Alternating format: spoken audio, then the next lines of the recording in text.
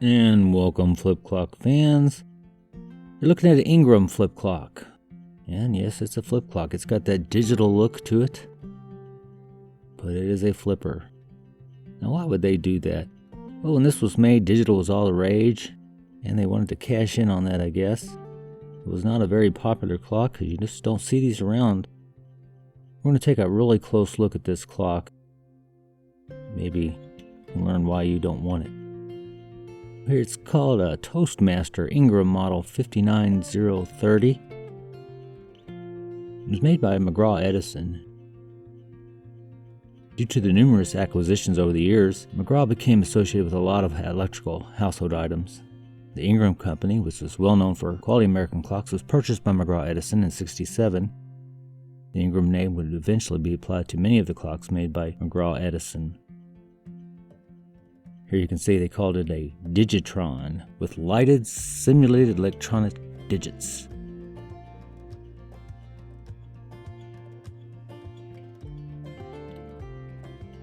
But it says Toastmaster here, and they've branded the clock. That's kind of unusual. They just kind of pressed it in with heat. Now the way this turns is just kind of strange.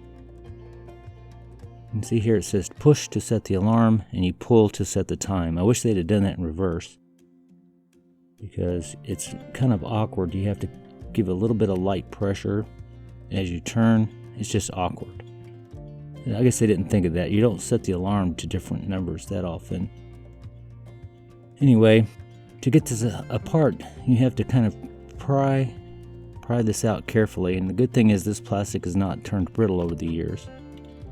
So the case has a little give to it. It's got some chrome paint on it. You do not want to clean that with ammonia, just soap and water.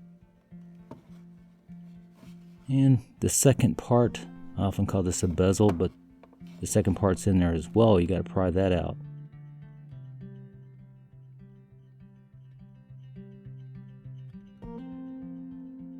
Not the most user-friendly clock to get into.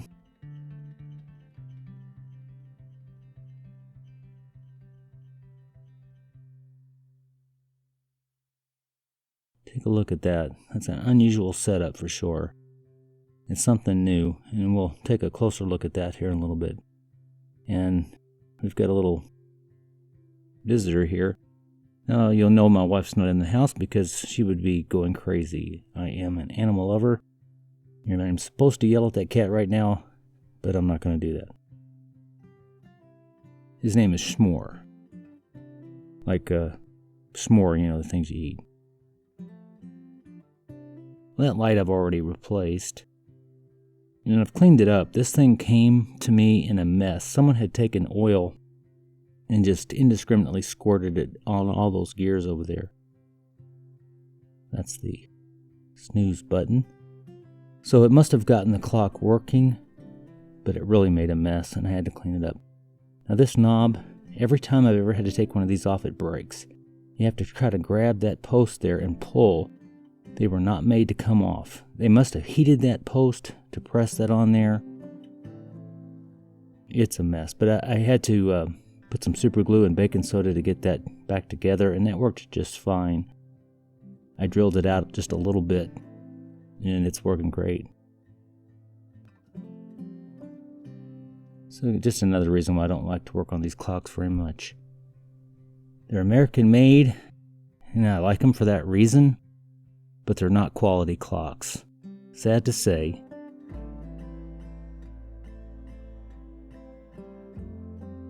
Check the horrible alarm there. That'll definitely get you up in the morning.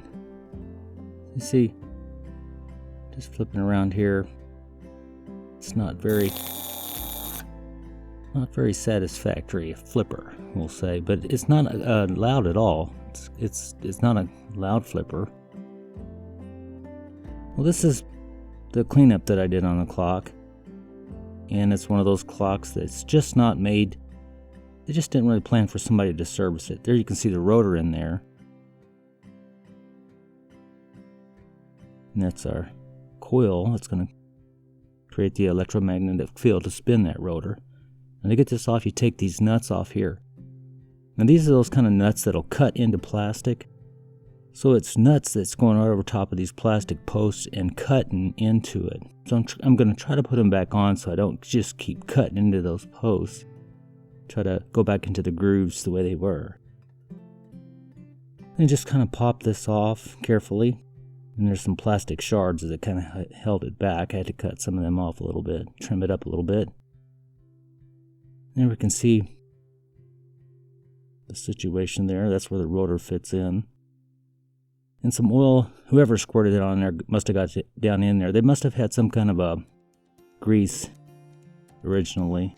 But the oil's kind of just washed all that out. And it's made a mess in here. You can see here some corrosion. And that gear on the back of that rotor there, which meshes with this in here to get the clock going, is actually a kind of a rubber material. It's not glued on there, it's pressed on there. And I found that started to slip because of that probably WD-40 they squirted in there. So I had to clean all that off with alcohol so it would grip onto that post again. So what I'm doing is I'm taking these gears off one by one.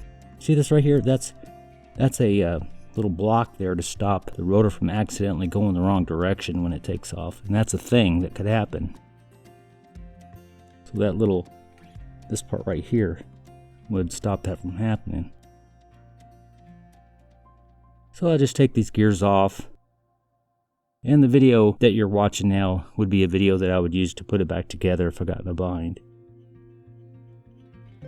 Well, I get this down to this point, and it starts to get a little more difficult, and I decide to go ahead and just try to clean up as best I can here. Now, I could get that apart, but again, it's not worth it. This is press fit on here, and I'm going to probably degrade the clock if I do that. So I can get down in here and clean this all up. There's some places that probably need a drop of oil down in there, and the rest I'm going to use like a lithium grease on there. On the gears. See all that black stuff? I'm going to get that off. Just get this thing running better.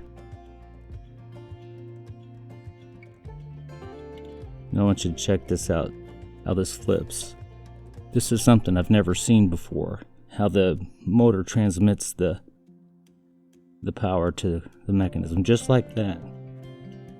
It's like just a bar with shaped ends there.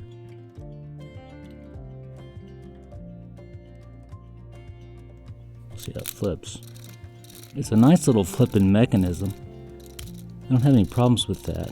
I don't like it. I like the looks of it, but again, the clock, it's difficult to work with. I didn't have a lot of fun trying to get this all back together. But there it is. It's an American clock. You gotta love that. It doesn't look bad. It's curious. It's just a neat piece of history.